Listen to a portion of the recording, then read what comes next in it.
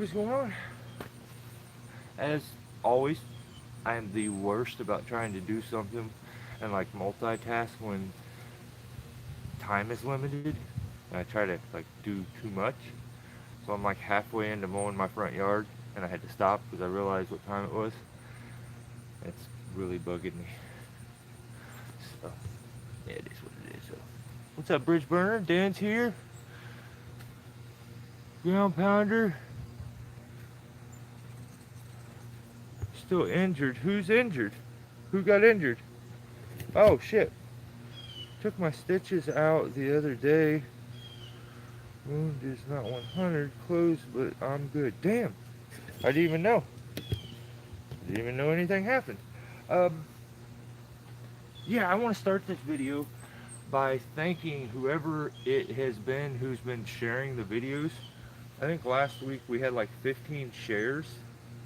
I don't know if it was shorts, regular videos, live feeds, anything like that. But like, that's probably the only thing that's really growing the channel right now and seems to work the best. So I really appreciate anybody who's done that. That's really cool. So definitely wanted to thank you guys for that right at the beginning here. But just a second,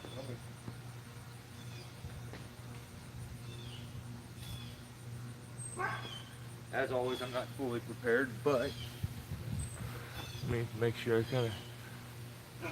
What's up? We got Bridgman. What's up, buddy? TV Burners TV. What's up, JC? Just take it easy and you'll break it in no time. What's up, Billy? Stupid stuff. Dang it. Okay.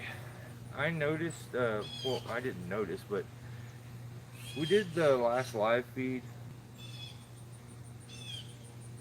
talking about that feller, and I have to. I guess I have to back away because like I feel so. I just feel bad for the guy now because he's made a complete fool of himself all over the internet, and like that was my whole reason for interacting with him, and like from the get-go is to like try to prevent him from doing this. But yeah, he's a full-grown man. He can do his own thing, but I definitely don't want to add to it. Ground Pounder actually kind of reminded me yesterday kind of about it, and I like that. I don't want to pile on anybody, but at the same time, he knew how to get my attention by talking trash about the chainsaw industry, and like that kind of triggered me, and so I'm like, and then I felt like he was duping people, and he still may be. I don't really know. That's none of my business. He can do what he wants. Um, and I've always I've always been that guy, even through high school. I enjoyed hanging out with the people that other people thought were nerds and weirdos. And I was just kind of friends with everybody. I kind of get along with anybody, and I don't like seeing people get picked on. Like it triggers me pretty quick, and I felt like that's what he was actually doing, but I felt like he was bluffing. Then I felt like, ooh, hang on. Now the crowd has become so plentiful, I may be doing the thing that I was trying to stop. So, no more of that. I'm going to back away unless something crazy happens, then we may talk about it. This is Tree Talk Tuesday. We talk trees. If something going on in the tree industry like that's crazy, there's a chance we may talk about it, but like I definitely don't want to make it a focus. So that's where I'm at on that whole situation. I just wanted to kind of, what's up, James? How you doing, buddy? Yeah, I do want to touch bases on that and kind of clear that up before we start because yeah, dig this shirt.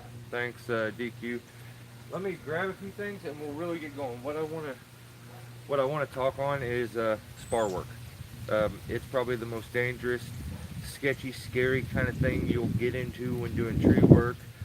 where a lot of accidents and stuff can happen, and it's very, very dangerous. And there's a lot of moving parts to it, and repositioning, and tricks and tips for things that will keep you secure. So that's what I want to do in this. I want to give some of them tips and tricks away, and show you my favorite, maybe tools for when I'm working spars down, why it's my favorite, and just do tree, talk tree climbing, tree work. So I've got my gear and my saddle right there. I I don't need my saddle to do this, but there is a couple other tricks that I could show, and for like demonstration purposes, I can be much more precise and like exact with the saddle and show you how I would do it. And these tips and some of these tricks they're insanely useful for somebody who's not extremely experienced in tree work. Getting a tree down to a straight log is a process and can be extremely difficult, but not always are you going to be able to fall that stick afterwards. Sometimes you have to work the stick all the way down too, and that's where things get very dangerous. A lot of guys will just find themselves chunking stuff down, but sometimes you can't chunk down, and even if you are chunking down, you're making a bunch of cuts, and you need to be secure. So that's what we're going to do. That's what I'm going to get into. Let me grab a couple things. I will. Oh, I caught that bee. Um, Click you guys in, and we're just gonna get into it. And I mean, quick as my brain can work and the things that I can think of, I'm gonna try to give you every trick or tip that I have that would be useful in using spar work. So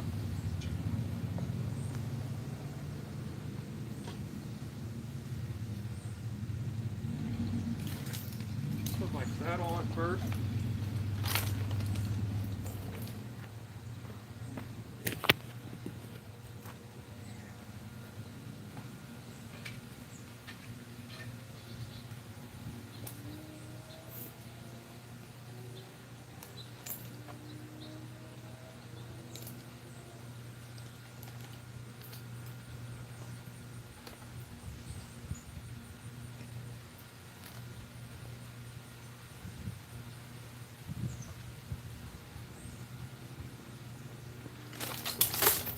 Okay, so I climb on a Weaver Stratus, thanks to Gap Arbor Supply.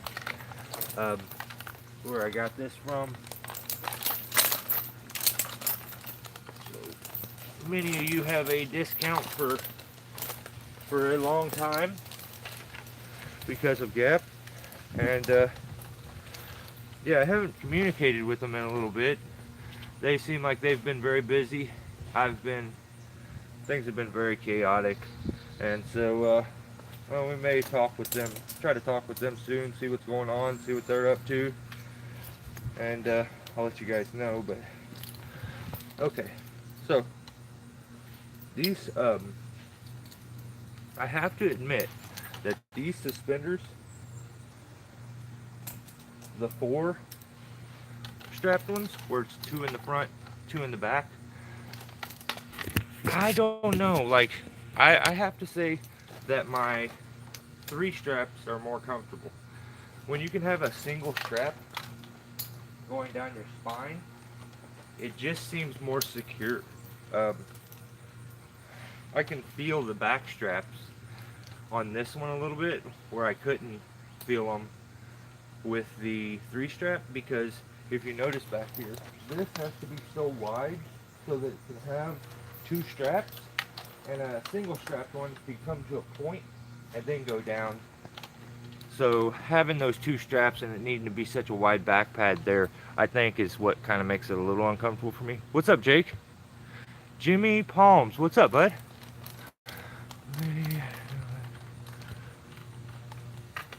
It's all good, Mike. Water under the bridge. Forgot about that guy. Yeah, I had to like, I just don't, I don't know. I had to unsubscribe and stuff. I I was supporting the guy and tried to give him all the chances in the world and tried to tell him like, hey, let's just why don't you just talk about chainsaws and stuff, dude? Let's talk about that. I'll try my best to kind of hang around and stick with you. And he didn't seem to do that. And I said, well, I'll do my best to kind of cipher through it. And he said he would try to limit it, and then it just got way worse. And then that was all he was putting out. So, yeah, it is what it is. You may notice the last buckle I put on is my actual belt. Um, I like my leg pads a little bit loose, and so yeah. Let me catch up with comments. We're going straight into Spar work stuff. Do Mike. Right on, Jimmy. I said what I needed to say to him. I know he got my. Yeah, 100%. I worked way too hard for the little money today. I had to bid the job and realized it right off, but oh well, I guess. Yeah, I've been there a billion times, man. That's cool that you can, because a lot of guys are gonna, what they're gonna do when they find themselves in that situation where they feel like they've pulled up to a job and they've underbid it, they're gonna pull off. They're gonna push it back in the schedule. They're gonna do other jobs, and then not do that one, and at some point maybe even try to negotiate. So I look at it as, you can't tell me you've not pulled up to one and thought it was going to be hard, and when you pulled up it ended up being way easy, and you never like go give money back. So it's like you can't always hit a home run. Nobody bats 1,000. So it's awesome that you would honor your word and take the hit and just do it. That says a lot about you, and I think that's why me and you click like we do. So much respect, man. Most guys would not. I like using an extra person on my flip line for spar positioning. Yep, that's a good trick. Since we do small jobs, okay. Coming up. Get your truck fish. Yeah, I think it was water on the intake carb. Death level. Tie rods. I want the line. Okay, so what's up, Eric?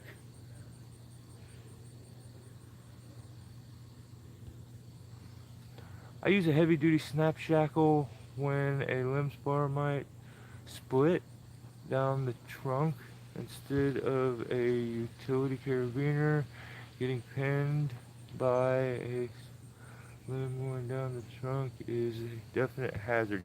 Yeah, I know a guy one time who was working a tree up like this, lanyard around, and he was making his cut. His barber chair opened up, ripped his stomachs all open, and he cut his. Luckily, I think his lanyard broke, but it tore all of his stomach open and broke his ribs and his back, and yeah, that's a very, very, very sketchy situation. I need to get suspenders for my yeah, 100%. Suspenders are a game changer. I mean, I swear by them. So they changed the like how comfortable a saddle like can possibly be. I always thought my saddles were so comfortable. What's the need? Then I got it, and I'm like, oh wow. And then I had a chainsaw hanging off my side, and I was like, oh wow, no pressure on just one hip. Then I used a big saw, and I'm like, oh, why'd I ever not use suspenders? So now I'm a faithful. So you like the bridge as short? Yes, I do. I see the bridge is on the leg loop, so it's like it's, yeah, I think, yeah, kind of. So, bridge burner, I do like a short bridge. Um, my whole thing, so with my leg strap short, when I extend, like, am clipped in, it's going to be up to about right here, a carabiner, and then that's going to put my device about chest height. That's where I want my stuff. I don't want it up my face. I've been hit in the face with devices You know, you bust your teeth out, whatever, but give yourself a bloody lip, give yourself a black eye. Um, I'm always very, like, I want to be very precise with where my device is at. I don't want to have to do a full reach to get to it. I want it like right here. So that had to do with where my, like, how big a lanyard. If I needed more, I would put a micro pulley onto there, or an attachment point like a DM ring, and kind of run it that way. So I made enough to cover all my fuel and the vacation, so I'm good. Can't complain. Awesome, man.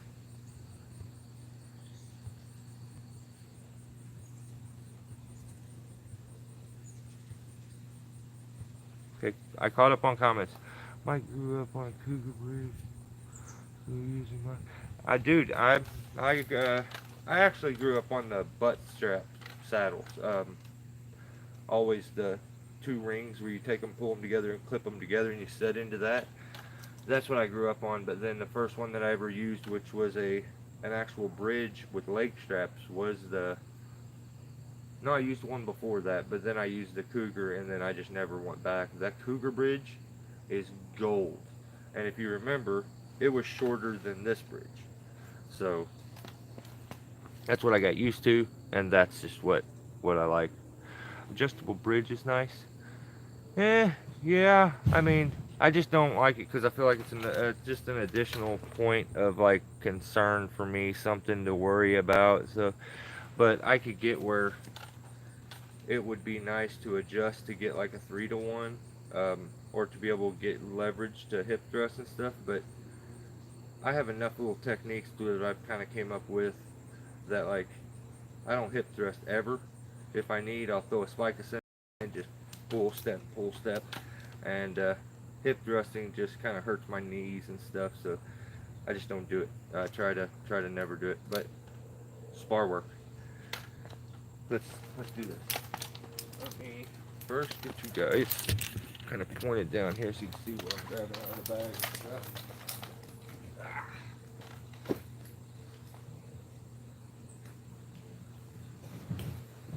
First thing we'll use, yeah, let's do this.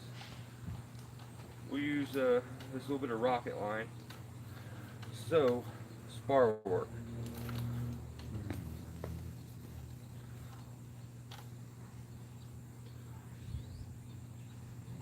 When I'm setting up to do spar work,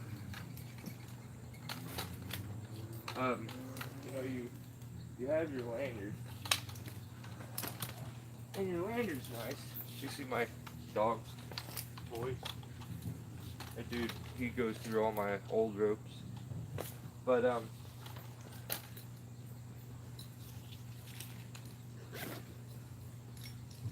you can be DRT if you want and stuff. I personally don't like it, so all the stuff that I'm gonna show is gonna be SRT. And there's a few different ways that I do it, but let me show you.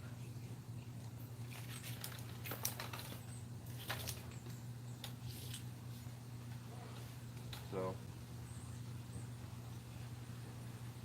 you could do this with just a carabiner, but for me personally, I like to use the micro pulley. I don't want to take a chance in side loading the beaner, and for just like demonstration purposes, I don't want to show using just a carabiner and then somebody go out there and do that and something happen. So just for demonstration purposes, we're definitely going to use the micro pulley. So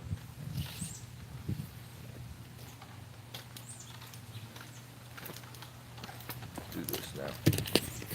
All right, you guys there? You still here? Yeah.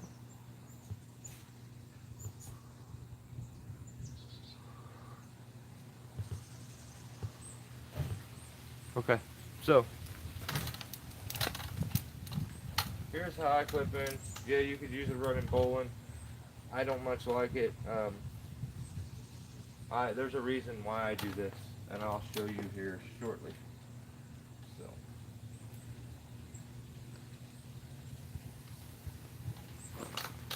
Alright, so the thing would be, now if I'm about to do this, and I'm going to be making my cut, let's say I'm making my cut like right here in front of me.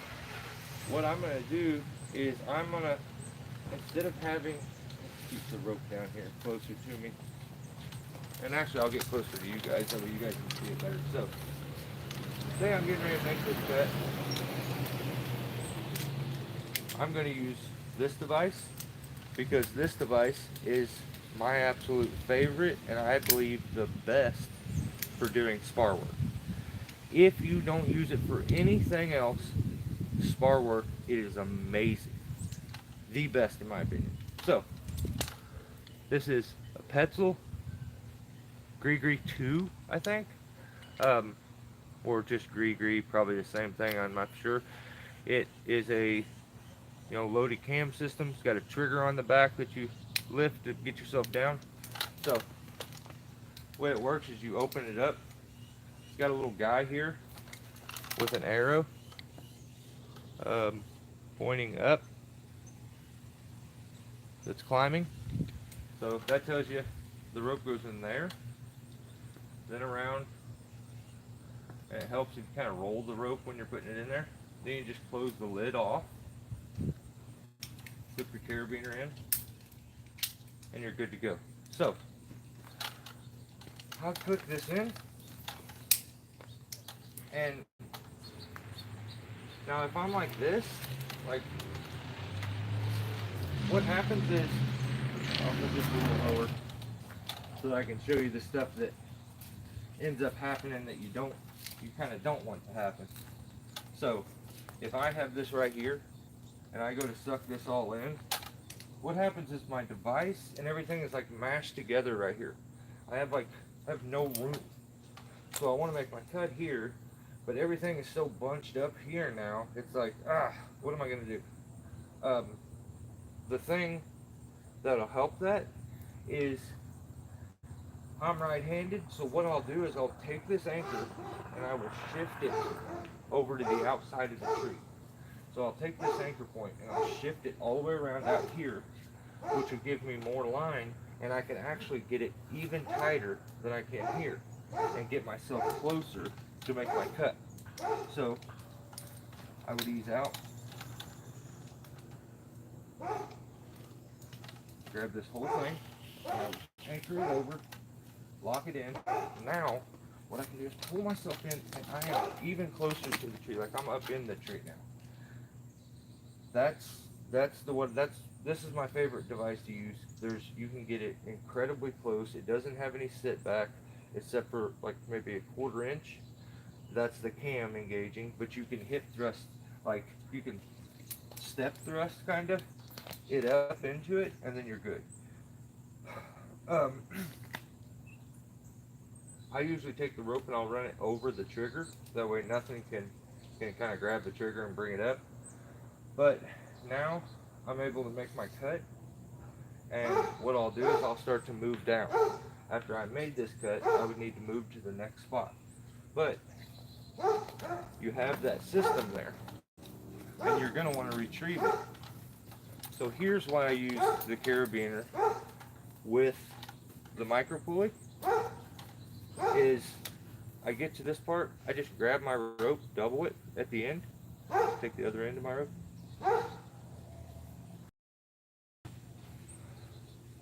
make a little loop, take that loop,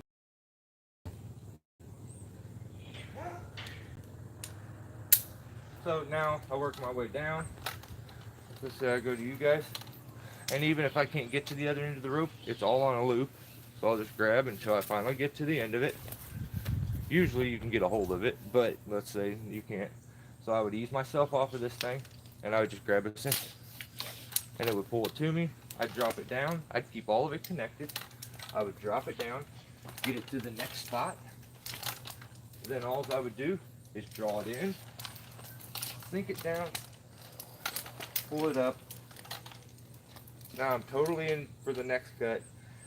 The first initial setup takes a few minutes to get your ring or your micro pulley and you're clipped right, and then go ahead and clip it. But after you're clipped in like this once, you're good. Like it's the fastest afterwards. No untying and retying and stuff. You just back off, grab the end. It falls down the spar. You go to your next spot, pull it up where you want it, take it, go on the space, pull it off to the side, make sure you get it over, and draw yourself back in. And while you're doing all of that stuff, you're always going to have your lanyard on to help you. So the problem with this tree for doing a demonstration is I don't think I have enough rope here to actually show you the trick that I was going to show you with a lanyard. So I'll show you the lanyard trick with this gree also. So hang on, I'll show you still. So you have your lanyard on. The way I always do it is my lanyard goes right below my climb line. That way I can tie my climb line up. Usually I'll position it above it first. That way I'm in, and then get that thing positioned, get it in, and then I roll it down and keep it in place. So if you want a little bit more leverage here, just like Ground Pounder was just talking about, he likes to use a prusik on its saddle. So let me grab one.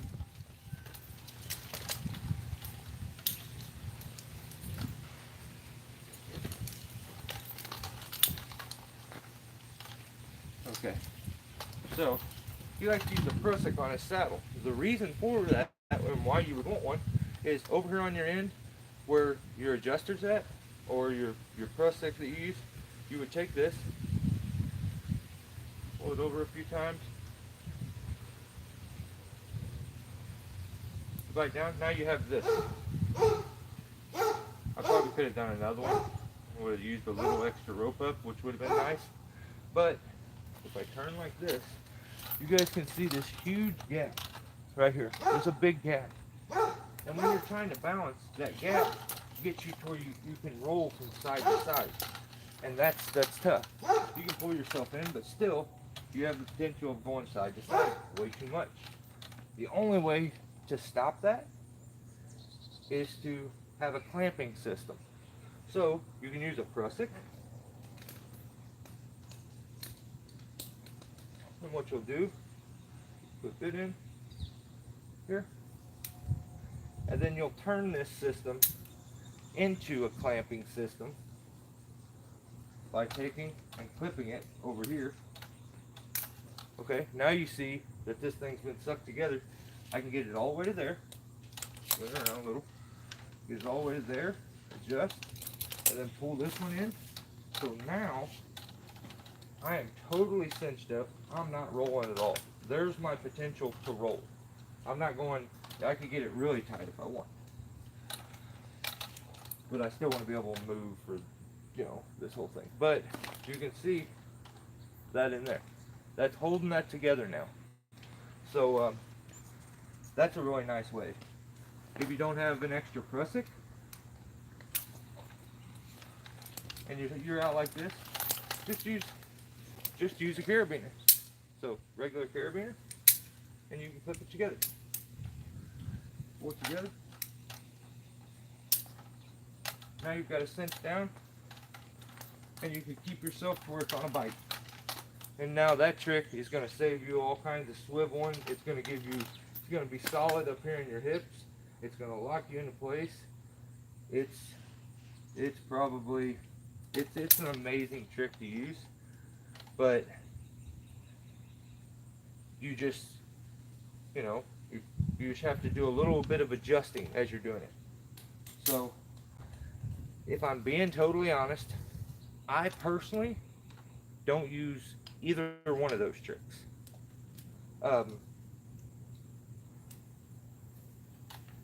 I would, in this scenario, what I would do would be, um, I don't have enough rope on this. This tree's a little too fat. So what we'll do is go ahead and pull this down, put it back on.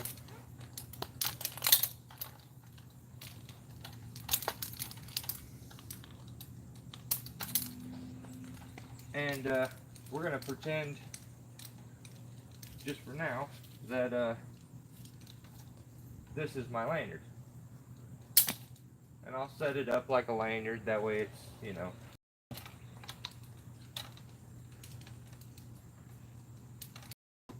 I know everybody's probably like, you know, well, what are you doing? You can't.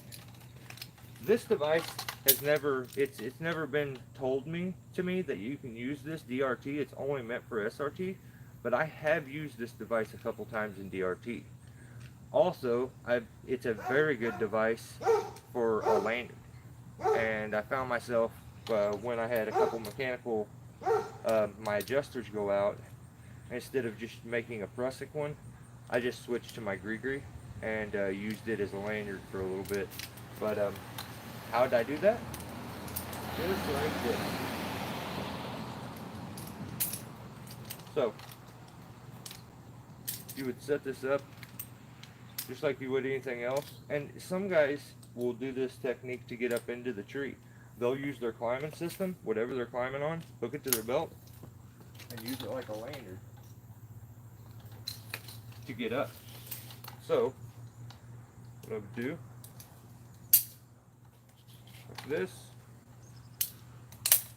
hooked in, and now I have a extremely large lanyard, as long as I need. Pull in like that. I set it up this way because then I can take the trigger and pull, and I just kind of wiggle the hips one way then the other to get it to come out.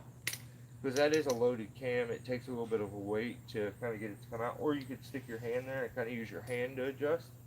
But it adjusts in very nice. So you end up with a real good lanyard. How do I secure myself when I feel the wobbles? Here's the technique I use. This is the trick I use. In my opinion, it's the easiest. So, say I'm going to make the cut and I'm worried about shifting and maybe I'm negative rigging, and when it hits the impact, so I'm worried it's going to make me gap out. If I do this, I can prevent all that and I don't have to worry about it. So what I would do is I have the lanyard or the rope around once. So I would take it around. I would pull me some rope out.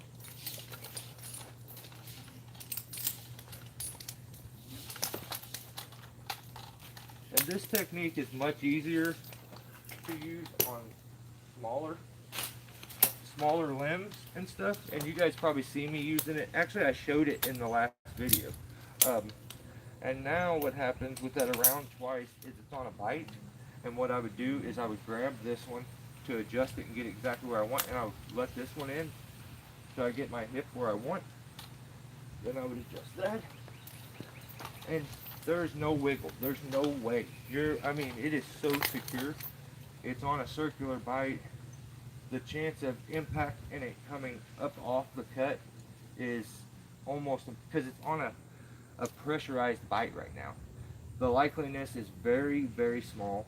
Now, if you just had just your lanyard around, I've seen where lanyards popped up off, and that's scary.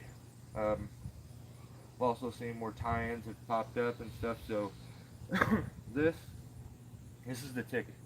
This is my technique. This is what I like to use, and I use this a lot. I use the same technique out way on limbs when I'm on a skinny limb or I'm sideways on a limb and you don't want to shift back and forth, especially on these small limbs. This is the trick. Just a quick throw over and bite on it, and boom, then you can adjust it and you can put yourself on the side of the limb or over on the other side of the limb or on top of it or even underneath it. And it being on a bite lets you stand in positions that you normally wouldn't be able to without like multiple tie-ins. So great trick to have and to use, and it's very simple. And then like this can be moved pretty easy. I would let some space or some rope into the system, and I would do the same thing, and I would grab both, and I would work my way down, just like that. So, just like you see some guys flip their lanyard and stuff, if you grab both ropes, you can work it, and it's still on a bite. Let's say I'm working my way up, and say you're climbing up the tree.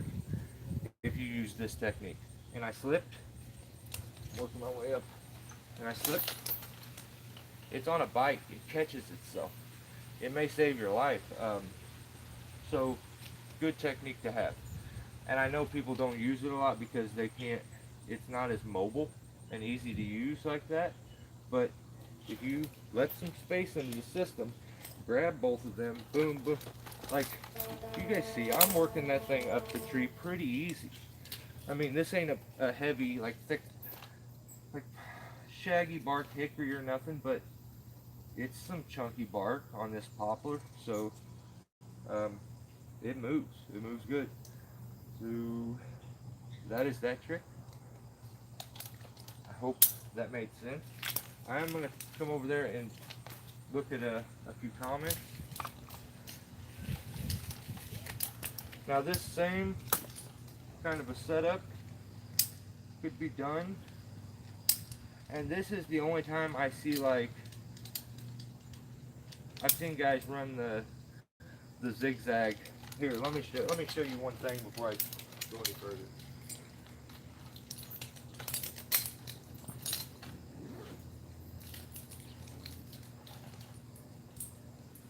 Here's something that really makes me kind of cringe when I see it, and I'm like, oh no, very sketchy. But I have done it. I found myself doing it, usually on those very simple kind of spar work ones where I'm just chunking stuff. There's not a bunch of impact on the log, and I know that I'm just being super careful. But I see people take the zigzag and run it SRT with nothing. So that's what we're going to do real quick. We're going to set this up. And I'm going to show you the way to use this zigzag, because I feel like people use this because what they were doing, let's say they were working the tree up, and you know how we just used the gree as a lanyard? Same damn thing. Just take this thing, hook it in, and you have a lanyard on your way up.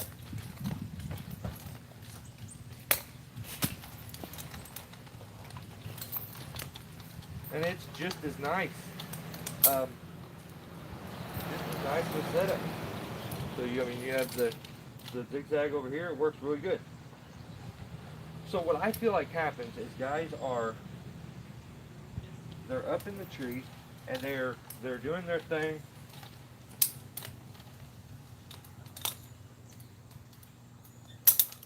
Okay. So they're up in the tree and they're using the zigzag, DRT. They're climbing, they're doing their thing, and then they're on their way down to do spar work, and this is very sketchy. If you've ever tried to use the zigzag DRT doing spar work, you end up running the links into, see, if you barely touch that, into the bark, and it will start jumping on you and stuff. It doesn't take much to get you to move. I just barely touch that with my finger. Just barely touching it, and it's just moving like crazy. So I see them, they're up there, they're doing their thing, and then they decide, okay, that feels sketchy, so I'm gonna just, instead of getting a wrench and adding a wrench on right here,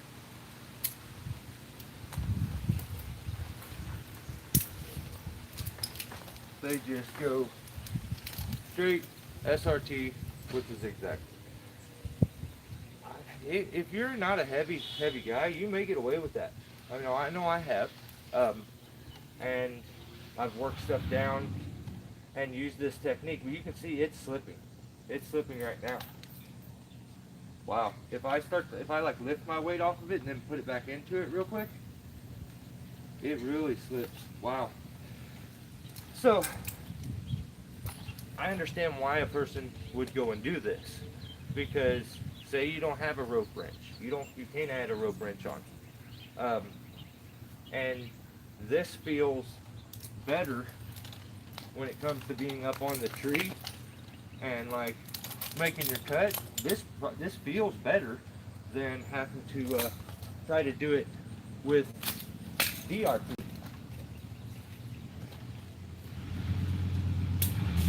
because with uh, with DRT it's like it just rolls and it slides, like it just doesn't. It's not on a bite. It's like it's too open. Like if you don't have a stub back there, it's all over the place. So I see this happen. Now you don't have to do this. If you don't have a wrench and you climb DRT with a zigzag, this is very simple. What you do, instead of doing that mess, you would just get you a couple straps. And this is a very fat tree, of course. So for my demonstration, of course, I picked the biggest one that I could find. And a normal strap's not gonna work. So, luckily for me, I got a couple of them. So we'll make this work. Instead of doing this silliness and taking a risk, here's what I would do. And I've done this many, many, many, many times. So, I would take and put me together a couple of these straps. Whatever it takes, if you can get one strap to go around it, use one strap. But I don't think one strap's gonna go around this. So we're just gonna put two together of the bigger ones, and that's gotta for sure go. So alright. We got them two straps together. We don't need one of these.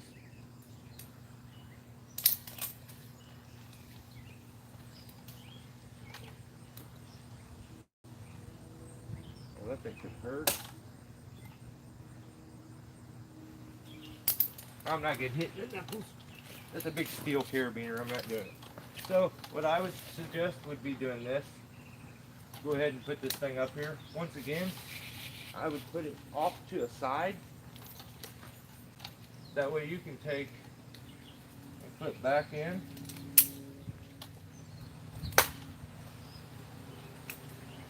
With your zigzag.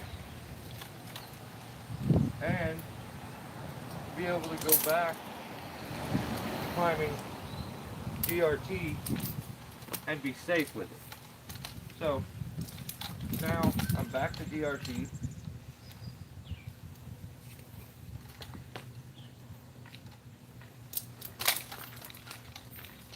And I'm in it. So, you know, the only issue is how long this is. I don't like it as much because of, I want to be close to my cut. So that's why the gree I like so much, because lengthwise when it's together, you're only setting out about this far from your bridge, device-wise. This is triple or quadruple as far. So that part I don't like. You would want to get this part as close to like not having a bunch of this hanging off, so that it bites down better. If you notice, this bit that's left here kind of makes it a little tricky to where it's not as close. So I mean, I guess you could do some stuff and like wrap it in there a few times, or I don't know.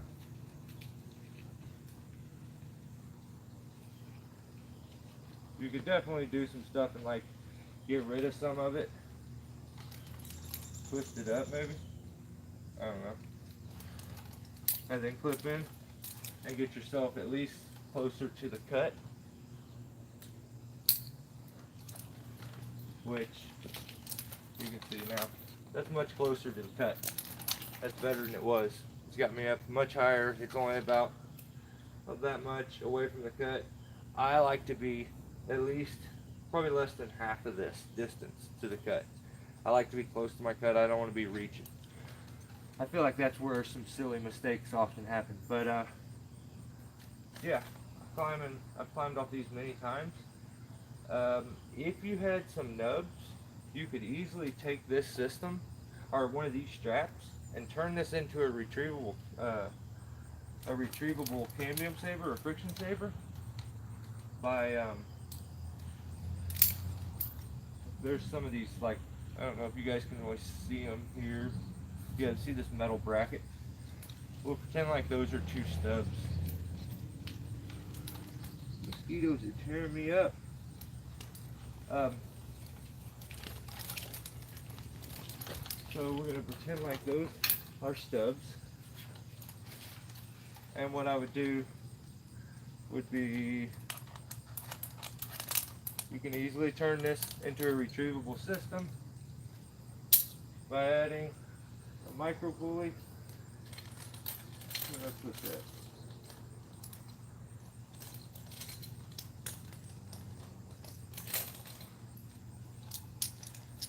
So just gonna add a micro pulley to one end of the strap, and you got your carabiner on the other end of the strap. You got to think about when you retrieve it. How's that gonna go? Okay, and then clip it in. So the way I would like to do it is carabiner through the carabiner first. Well, here, as you can see, get that whole thing kind of set up there. So what it's got now, I'll show you a little closer. So here's what it is.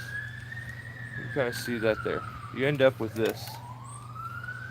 And what happens is, I mean, now you've got a retrievable friction saver that you can work the tree up.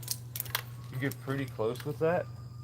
And then when it's time to retrieve, it's very simple. The way I would do it would be, I actually think a sewn eye won't fit through this micro pulley. So I don't think you really have to do anything if you have a sewn eye. You could just go like that. And you see how it catches there? And then you would pull that out. But it's stuck in that thing, so it won't come out. Yeah. I would not suggest ever using the zigzag SRT without a wrench. It's sketchy. It does start to slip, and if it starts to slip, it'll keep slipping. So yeah, that's my little bit of advice as far as that goes. But now I'm gonna talk to you guys. If somebody has any questions or other demonstrations that they want to see, I don't mind doing it. But I had somebody asking what that device was, and so that's the reason I kind of did some stuff on it. D Gregory, what's up, D? Oh yeah, I use friction saver in that setup. Yeah, it's super easy. It's a really easy setup, and what happens is you get this great mechanical advantage off of climbing with the micro pulley, but you get the safety. That's why I like to use the steel beater. The safety of, if this was to fail, you have this as like a backup. So yeah, I really enjoy this setup, and I mean, you could even back it up, because I guess if this failed, then the thing will come off. You could back it up double by something silly like this, I guess. But that still, if this thing fails, like this beater fails, that fails, just check your stuff. You know, don't just blindly use stuff that you haven't used in a long time. Make sure you inspect it and make sure it's still quality and good and safe to use. You don't want to hurt yourself trying a new technique, all because of some faulty equipment or something. So yeah, there's my demo. Yeah, I know. It's really crazy, but for some reason my dog doesn't bark at sirens. He just barks at everything else. Everything else. We got 9 thumbs and 10 people. Cool.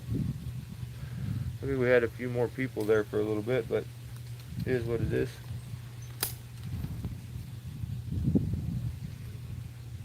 Somebody leave? Well, I gotta get. Oh, damn. See you, Greg. Dang it, I didn't even see Greg was there.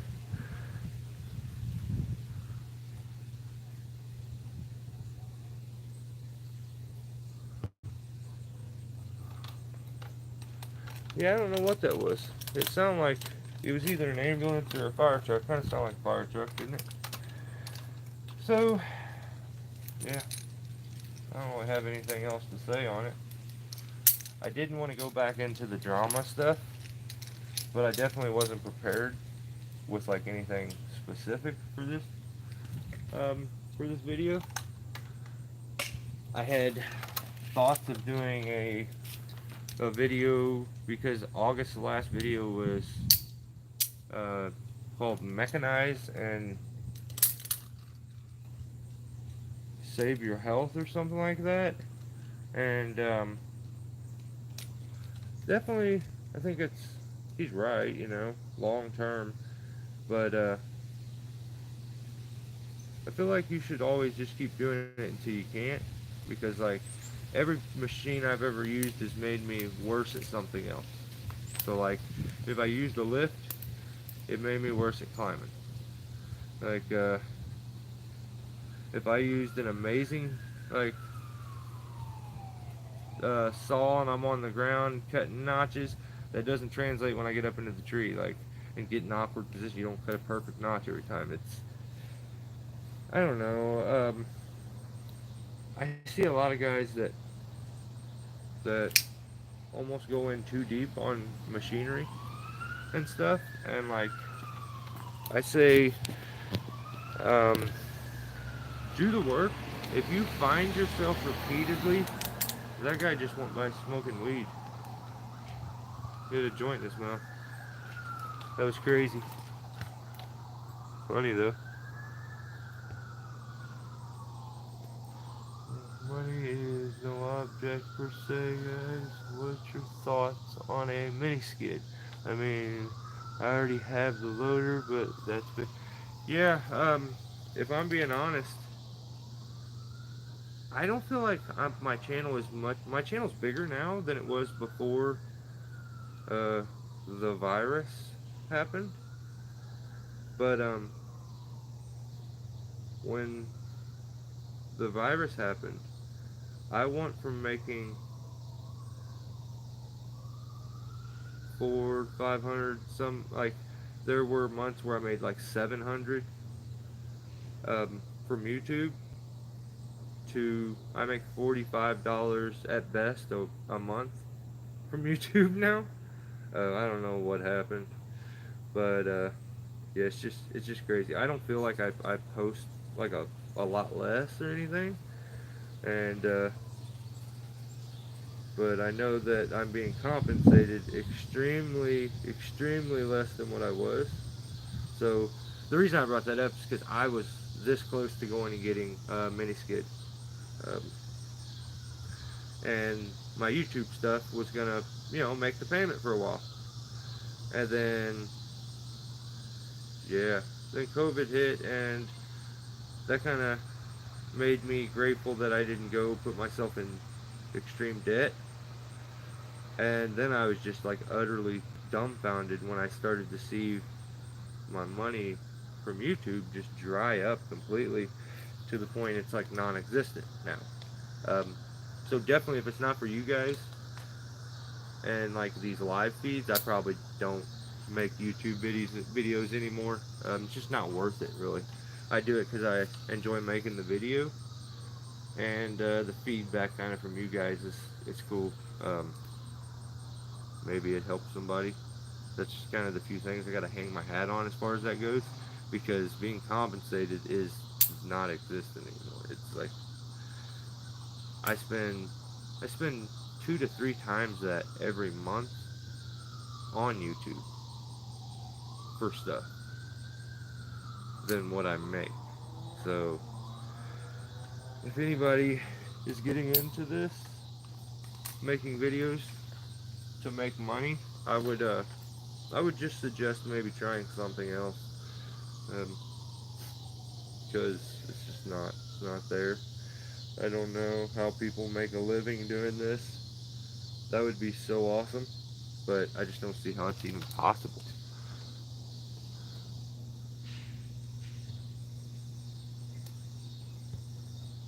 I could put it right in the bed of my truck and still haul. Yeah, yeah. That's what's nice about those mini skids. They're so compact. They can get into spots. That's the thing I was gonna say. Before you go out and get a bunch of machinery, like, pay attention to your area, your surroundings. Like, I've seen silly stuff. Like, guys go buy these huge bobcats and then realize, oh shit, we live in New York, and it's like house, house, house, house, house. You can't get it in anywhere. Like, it won't fit anywhere. And like, you didn't think about that? Or you go get a crane, but they live in these insane areas where it's so hilly and like up and down and valleys that like you can't even balance a crane out, so you find yourself still having to repeatedly use it. Some of those big huge bucket trucks, um, if you're somebody who lives in a place where it's like insanely manicured yards and stuff with sprinkler systems, you're likely not going to be using that bucket truck very often. Their customers probably not going to be okay with that kind of stuff. So like, there's way more variables there than just, oh, it'll make my back feel better eventually. Like, is it is it worth it? Like, yeah, it would be nice if I could go buy a crane. That would just be so cool. But like, reality is that that's not even a possibility. There's just no way. And I don't think it would get used much. Like, it would get used on occasion, but all the extra stuff that goes into having one and keeping one up would negate all that. Like, it just wouldn't come out in the wash. Like, it's not worth it long term. But that's just me. I want to I want to just keep climbing till I can. You know, if I can lift stuff and move it, and I want to do that. You got to be careful. You like, I don't think people realize that injuries can happen for a ground guy, not just when the tree's being taken down. He could be complacent or aggravated or pissy, or his mind's on something else, and he reaches down and lifts the wrong way and throws his back out. Um, Gets mad at his boss, and like, he just wants to get done. He lifts something that's too big. He gives himself a hernia, or he gets hemorrhoids. Like, there's a ton of things. Something drops on his foot because he's too busy, text messaging. Like, all those silly things and mistakes that can happen up a tree. There's a whole nother list of them that can happen on the ground for a ground guy. And like, I don't know. Like, I don't even know where I'm going on or going with that. It's just, be careful. Respect the what you're doing. Like, there's a reason that 90% of humans couldn't do this. Um, the number's probably higher than 90, but at least I would say 90% of people, they can't do this. They can't do groundwork. They can't go out there and just lift logs and drag limbs and use chainsaws and like, so there's a reason for that. And it isn't they don't have the probably capability or motor skills. It's the fear and the effort and exhaustion that comes with all of it that they're just not down with. They're like, nah, no, I'm good. And I get that. So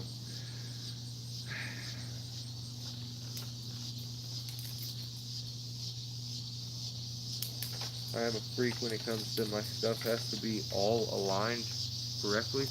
If not, you guys probably just think I'm over scooping them. Like, everything has to be aligned perfect. If not, it drives me nuts. So my lanyard hookup that I made, Works really good. I'm loving this thing. So if you notice there, I kind of grinded inside there and made a bit of a lip, like a little hook. So the saw sits down there. If it bounces, it catches that little bump right there, stops it from coming off. So I haven't had my saw come off all. And if you look where the way it sits there, it lays just perfect for the saw to get hung up.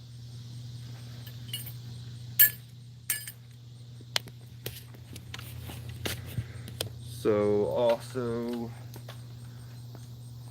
that, what else? What else do I get all ridiculous? Oh yeah, I was wrapping lanyards or speed line straps up. Like, I hate these things dangling back behind me and catching stuff. So I always try to wrap them up as best as I can. Mm, I do still have this other clip over here in case I needed to hang my chainsaw if the lanyard broke or I have a different saw or something. But it's still got the gate on it. And that's what that other one looked like originally. It looked like that. So I just took all the stuff off of it, did some grinding, and actually, no, that's not the same. Because this one's a fixed one. It's like just got a loop at the bottom, and this one has a swivel at the base. So I didn't want that because I didn't want it spinning. I wanted one with a loop. That way it stayed facing out. And that way it was always right there, and I could go put my chainsaw onto it. But yeah, here is my handsaw set up. Unclips. This stays on, and I can go put my handsaw up. Um, Usually, I don't like this hanging back behind me like crazy, so I don't do a bunch of climbing up stuff um, from the base. I'll just rope walk. So I usually don't want a bunch of lanyard. That's probably plenty enough. I'll leave like another 6 inches, 8 inches there, and then I will take and twist and then loop and start to daisy chain it up to keep it out of the way. And then if I need it, then all I would have to do is reach back there, unclip it off of that, and then take that loop off, pull it, and then I'm good. I got another like 8 foot of rope. Where did my carabiner go? Oh, sugar. I don't think I normally keep it there. I think I normally put it somewhere else. Yeah, that moved over. I don't like it all being bunched up right here. Same way with my saw lanyard. I'll show you on the other side. So I'll put that in. I don't want it right there because then everything's bunched together. I actually want to separate it a little bit. I usually put it a little ways away. The next like gear loop. And then try to use these locking ones so that stuff doesn't get caught and get stuck in there and open it up. But so that same way over here. If you notice, my saw lanyard goes here, but the connection point is back here. I don't want it all together, like right here, because then it wads up, everything gets bunched up. So I prefer to have it, if it's here, I want the connection point to be back a little ways. Um, that's the only thing I keep on there. And I found on my water bottle thing. Yeah, on my water bottle. Um, what else do I have back? Oh, I was using this just recently for 3-to-1, but yeah, foot loop and screeners and stuff. Guys, that's it. That is it. We are donezo. An hour and 5 minutes. I'm gonna skip on. Well, I don't want to skip over. Majority of homeowners around me don't watch machines in their yard. They don't want it, so that's enough. That's not enough. Yeah, 100%. Same way with me. I mean, I try to stuff like that. Like, what if I did have a big crane? Would it be okay? Because you want to know, like, what what is okay. And for me personally, one of the first things I ever get asked, like, okay, so what big machinery are you needing? Like, are you gonna try to bring in here? Because, and then they give me a list of things they don't want. And it's like, none, not any. Like, if I could pull my trailer back here and load stuff, cool. But if you don't want me to do that, that doesn't even have to happen. So my experience is people are stoked when they hear that I'm not bringing a bunch of equipment through their yard. But I'm not I'm not a either. So I mean, I know that it will make it easier for me. So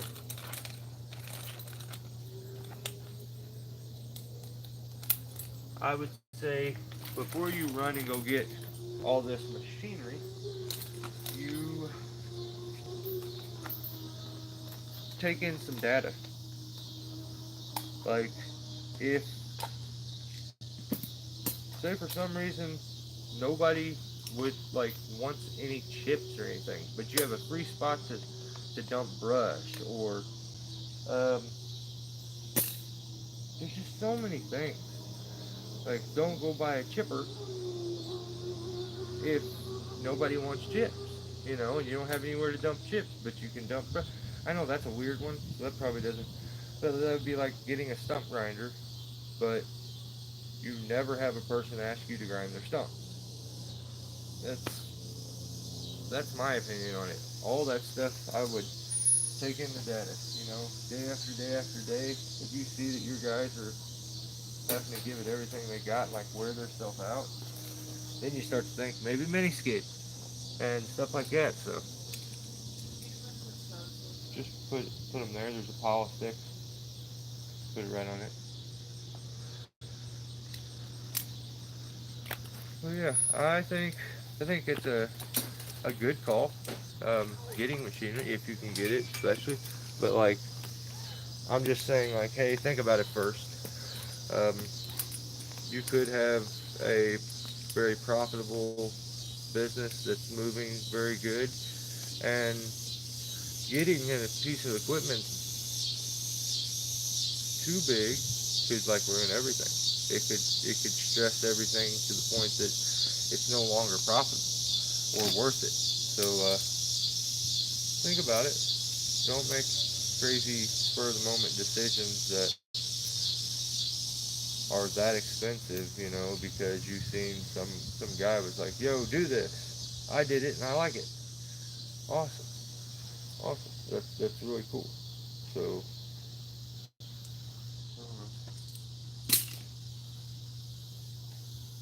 I know things get tight though. I've even seen where I think he sold his bucket truck and stuff, some of his equipment already, because he needed to. So, I mean, he had a nice bucket truck and then realized, hey, we don't use this enough to justify having it and spending this money on it and stuff, and had to make a decision that, hey, we're going to get rid of the bucket truck.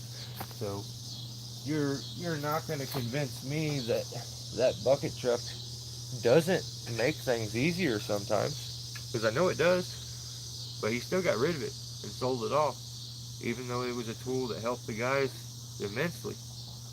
So, just like that decision that has to be made to go get something like that, you may have to make that same decision to get rid of it and lose money on it, and maybe even worst case scenario, shut down business. So think about it ahead of time. You know, do the groundwork, and like when I say groundwork, I don't mean actual groundwork. Think of all scenarios. Put a lot of thought into it. Make sure that you're making the right decision, because it could be that one decision that takes you to the next level and makes you above and beyond the next guy.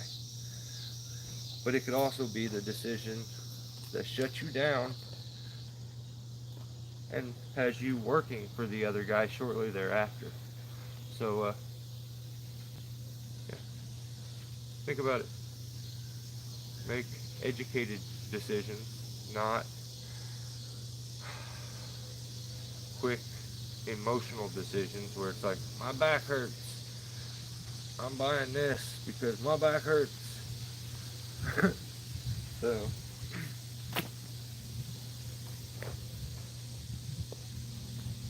I'm gonna catch up on comments. I'm probably gonna call it, guys. Well, I did a little experiment with the deer scale in the garage. Canopy anchor or base anchor. That's funny. And can clearly see the difference in the weight on the scale between the two.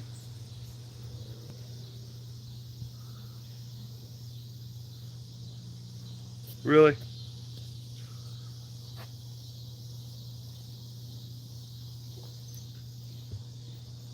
So you seen a difference between the two on the scale?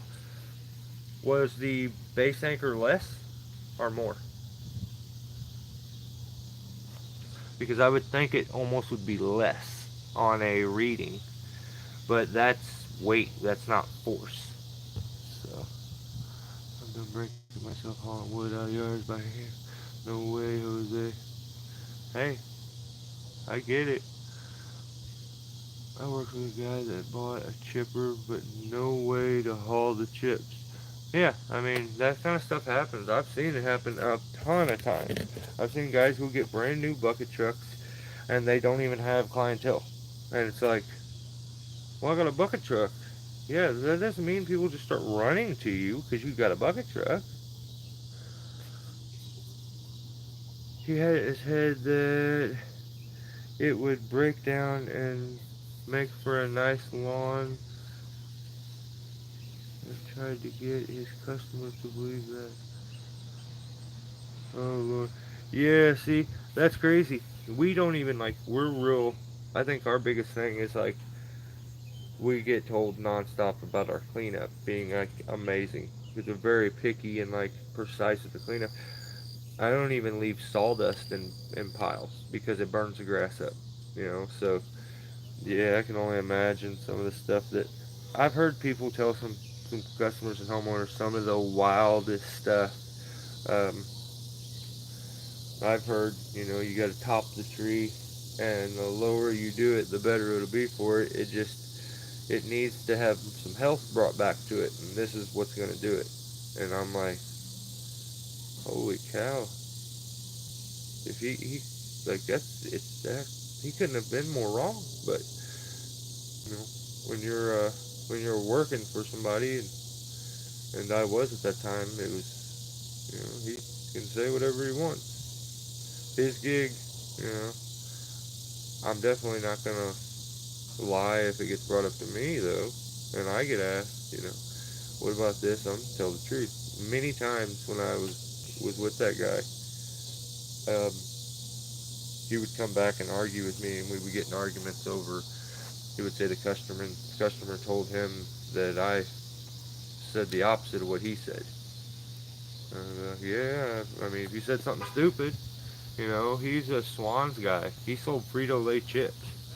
You know nothing about trees. You know, just because you're my dad's younger brother doesn't mean you know something about trees by association. So, like, he sold chips and tires his whole life. And then it's just a very good bullshitter. So, yeah, jumped into this and has been bullshitting ever since. And he's used to bullying the guys, the workers and stuff. And like when I was there, I think it was almost like after I got there, and he realized that I'm not bowing down and that I'll call the stupid stuff out. Like he just didn't want me there no more. He was always looking for a reason to kind of goof me and screw me over on money or anything, so that I would leave. And then he, you know, after I'd leave, he'd beg me to come back, and it was just like, good lord, it's like a bad relationship, or I don't even know.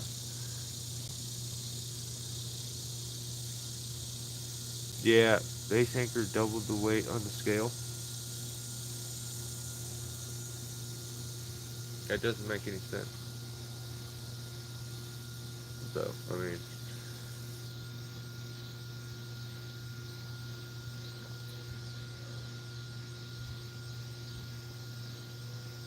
unless the stretch in the rope applies more weight, and that's what's doing it. Like the actual stretch in the rope holds force to pull down and add weight in some way. That would make sense. But that's the only way. Like you're not becoming twice as heavy just because you threw it up over the top and anchored it at the bottom. It's just not the case. Like I've had canopy anchors fail, and I've never had a base anchor fail. So that's just where I'm at with the whole thing. And I get what they're saying. Like I do understand that, but it doesn't. I think it's a. I personally feel like it is a situation where um, we don't know enough about it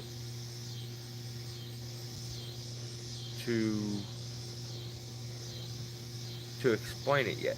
I don't think anybody does. I don't think anybody understands. To me, it doesn't make any sense that you double the force and the weight just because you anchor it down here. And if I took that and ran that around the tree a couple times and it went through multiple forks, it'll eliminate a bunch of stretch that's in that rope, which will lessen the weight too. So like the scenario changes. If you're doing one where it's a bunch of negative space, you know how we talk about negative space when we're doing base anchors and stuff? Um, if there's a bunch of that negative space gap between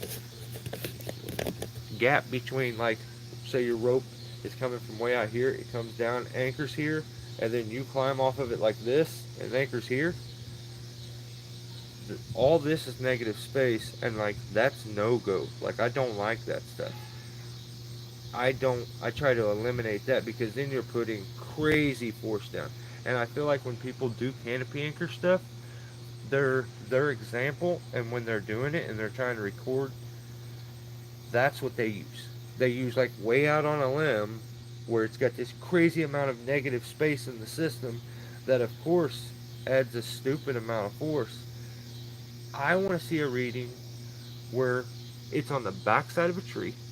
It goes up through multiple forks, then goes through a crotch, comes back down, and it's not involving a ton of negative space. It's causing compression. When you got negative space, it eliminates the compression. It just becomes downward and like force and like um, tension almost. So I want to see it from that. Like I guarantee you that the data changes from, like I was saying, anchored here, out here, down to you.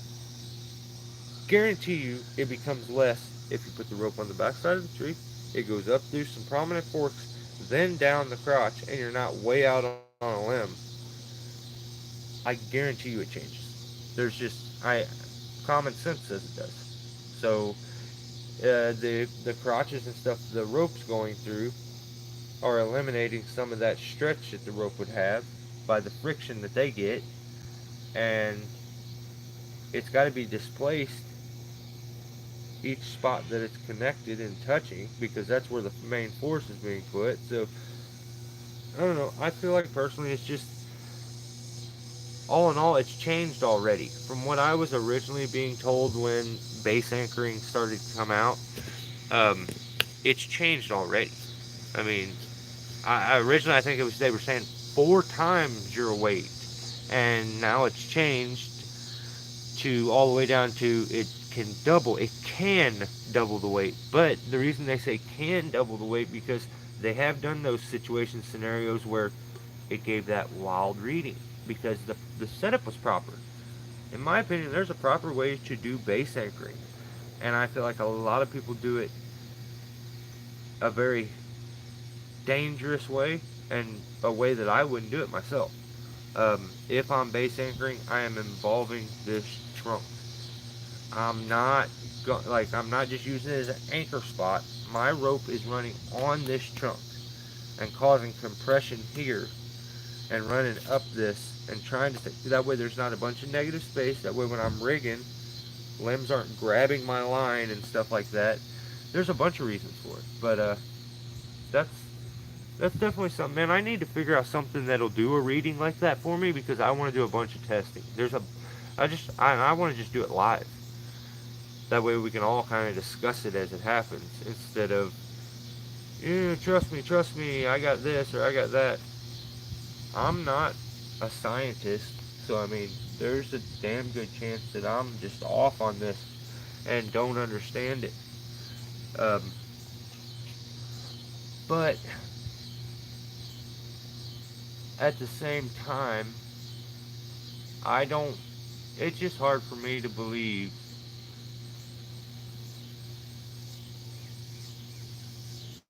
Like, okay, let me use this example. Here's the last thing I'll say about it. See if I can find something to make this example. All right, right. Okay, let's do this. Let's say I base anchored down here. Oops, see, I base anchored right here. It goes up the back side of the tree here, up through. Oh, this is hard. I gotta do it backwards. And through that crotch and down. Would you feel safer on that, or hooked way out here with a canopy anchor? Because this, you're lighter. This, you're twice as heavy. So I still promise you that the base anchor spot here is the safer of the two, 100%. But you're lighter, technically, if you go tying out here. So why is this not the safer one? There's the angles and stuff of how you're going to climb and try to ascend. Angles of rope's going to change a bunch of things. What kind of rope? Um, there's a lot of stuff. But the thing that has to be taken into consideration is the actual anchor point and the structural integrity of it. Now, if you're base anchoring through a great crotch like that that's just strong as hell and you know it's not going anywhere, it has to be safer than canopy anchoring way out on a limb. But you're you could get told by anybody who kind of has anything to do with this. Like, I feel like I am the only guy that kind of doesn't really just go with it and be like, yep, yeah, it's right. I don't know why I feel the need to kind of be like, hold up, no, that can't be totally right. I'm not saying it's wrong. I'm just saying that can't be 100% right. But I'm not a genius. There's a good chance I'm an idiot and I don't know what I'm talking about. So, Clint, what's up, buddy? Best way to top a tree, set it off at the ground. Yeah, that's how you trim a Bradford.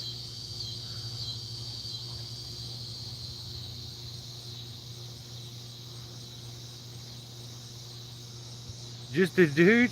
Right on. Me too, man. It's just hard for me to believe that, like, because if you tell somebody a base anchor, you're twice as heavy. Um, Force isn't being considered in that. You're not twice as heavy. You're the same weight that you were. You're using twice as much rope, so the involvement of that rope has now doubled your weight. But it's not as simple. That's the part that kind of gets to me. It's not as simple as base anchor. You're twice as heavy. Canopy anchor.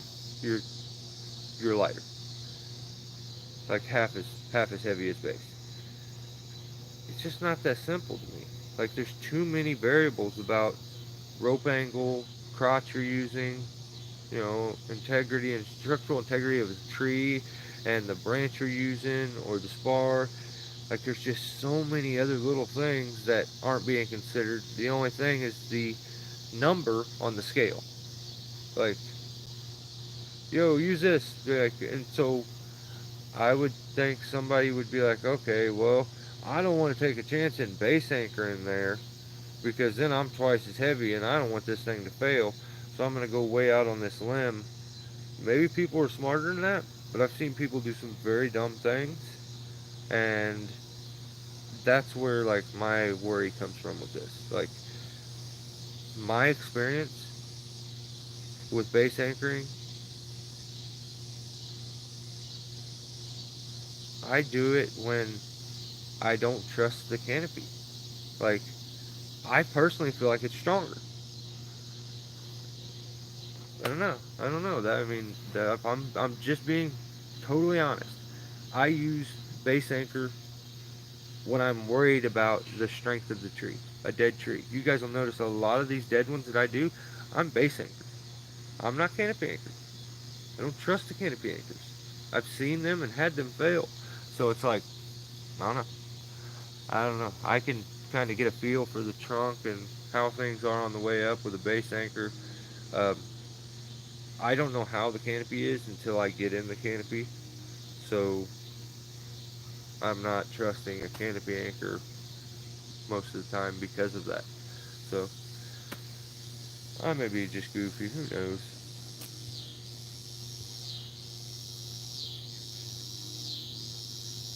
I totally hear what you're saying, man. It absolutely has to change the load spreading and all that. Yeah, I would think. I definitely would think. And like, I would like to see somebody do that same reading with a base anchor, but then go up and hit a couple redirects with it. Like, set a couple straps up and redirect a couple times. And does it add more? Does your weight double again and again and again and again because you're going through another, you've got another friction point? Like, I don't know. I don't know, man. So it interests the hell out of me, though. I just wish, I don't know if I'm scientifically smart enough to be able to properly explain what I have in my head and what I'm thinking. Like, I just don't have the verbal skills to explain it, I guess. I don't know.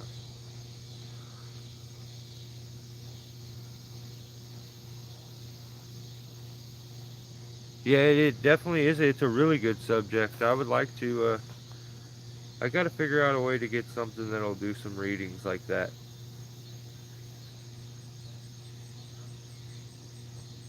Because, I mean, if we use that same thing and, okay, let's say you got this little skinny tree. Here, I can do this. Ah, wish I had a little bigger of a stick. There's got to be, there's so many branches that have fell in my yard, and now I picked all of them up. Oh, okay, here's one. All right. So, let's say we got this little tree. This tree is sitting there, and it's leaning. It's dead.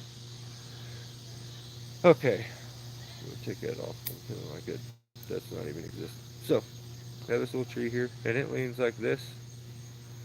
Now, would you feel safer being tied with a canopy anchor here and rope walking up? Or would you feel safer with the rope thrown up through that fork and down the back of the tree? I would feel safer with it down the back of the tree. And in this scenario, if it was dead, I wouldn't rope walk. Because if I started to rope walk, look what I've made. Negative space. Negative space. That's where they're getting this double the weight, I believe is in negative space. Because I would still, even if I had my rope up and it base anchored down here, I would climb up the backside of the tree, all the way up. But I could see somebody thinking, well, I'll just put a canopy anchor here and climb straight up it. And no, then, you know, or the tree's leaning that hard already, it just goes and breaks. So strength of whatever it is you're climbing is such a huge factor that you don't know and you can't use in your data of how this is going to work. So I don't know. I feel like the reason it's this has always been this topic. This has been this way for probably at least 10 years now. Over a decade, I've been trying to get somebody to explain it to me in a way that makes sense. Never. I've looked everywhere and there are things about what they say that make sense, but all in all, as a whole, make any sense to me. And I'm not a genius, but I feel like I'm not a dummy either. So it just has to make sense to me.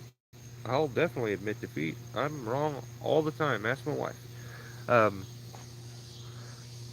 so you did. You stirred the brain all up. It's like it does. It starts. I start misfiring up there, and I'm like, no, no, no, no, no. Like I felt this way. Okay, here's. I heard this 10 years ago. Let's say 2 years into it, I started to disagree. 4 years into it, I started to disagree a little more. And it's my opinion just has not changed since then. It's still like if someone can do a demo and explain it to me in a manner that makes sense, I'm all about it. But like I don't even hear people really so much a lot of times talk about that negative space. Like that's where so many things are like being multiplied and forces are becoming dangerous is in those spaces. So I don't know.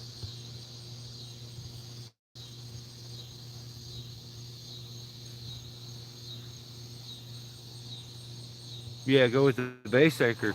And like a little trick for anybody who climbs SRT, they go with that base anchor and you go up and you cut and you're going to work the tree down.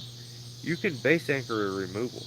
Just keep you a speed line strap like we had, and after you get to your crotch that you're in, you just take a speed line strap and throw it around the tree, cinch it down, and take your rope and clip it through the speed line strap and move that speed line strap down as your base anchor, like as your anchor for the canopy, and you made like a fake crotch with it, and you just move it down, and you can use a base anchor to do a removal.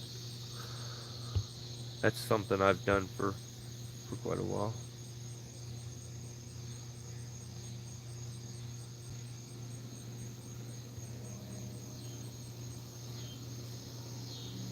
Holy smokes, Joey Cat. What are you doing, cool cat?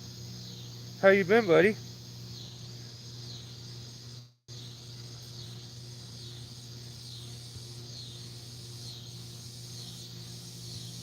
Joey?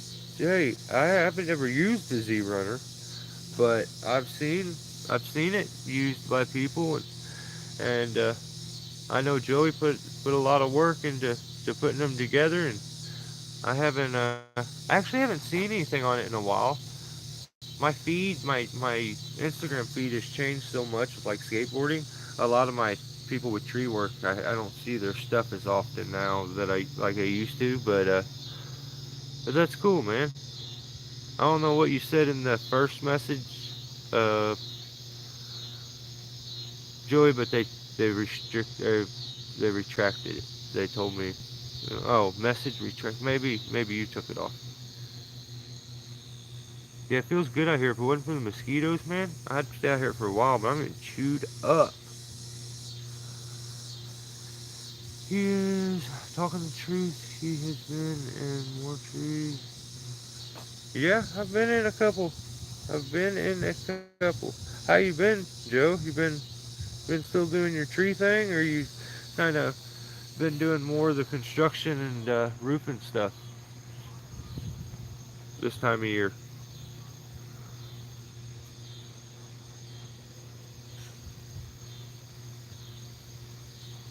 The deer scale would work though. I mean, whatever works.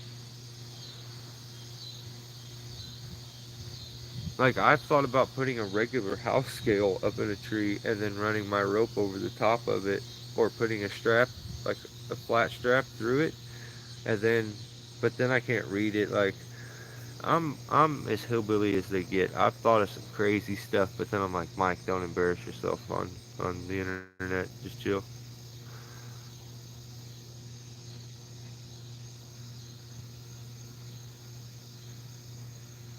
Oh, you're good, Aaron.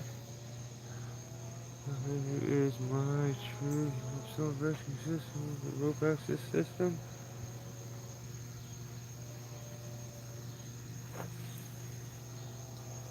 How